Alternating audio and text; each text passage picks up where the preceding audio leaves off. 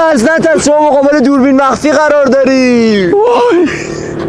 آق مشتبا بله بیچه مو چندی کلیپای شما رو نگارم نه اصلا ند ما رو پله کردن اصلا هرچی بکنم که اون دکتر الکسیس که ما در حد 2 دقیقه میتونی با دوربینمون صحبت کنیم. چش چیش بگویم هرچی دوست داری. چش این کی بخش منه یک روز بعد ظهر. با عرض سلام خدمت بینندگان عزیز، خیلی خوشحالم که منو تو این برنامه دعوت کردید.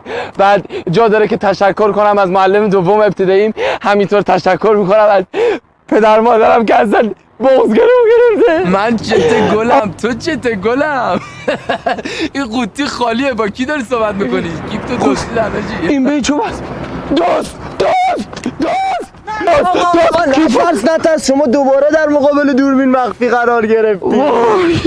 آقا مشتبه اصلا یک کارامونه بکنم. حالا یه مسابقه داری. شما موتور ما رو تا ته خیابون هول میدی، 10 نفر از دوستات هم زیر پست تگ میکنی، یه آیفون 11 بدون قرعه کشی میبری زر کوچه؟ زیر پست. پست چیش هست؟ هیچی. ببین شما موتور ما رو تا ته خیابون هول بده، یه آیفون 11 بدی. بشین اکتافتون بر آماده ای؟ بارا اصلا کلیپا تا خیلی مرگز با خدا.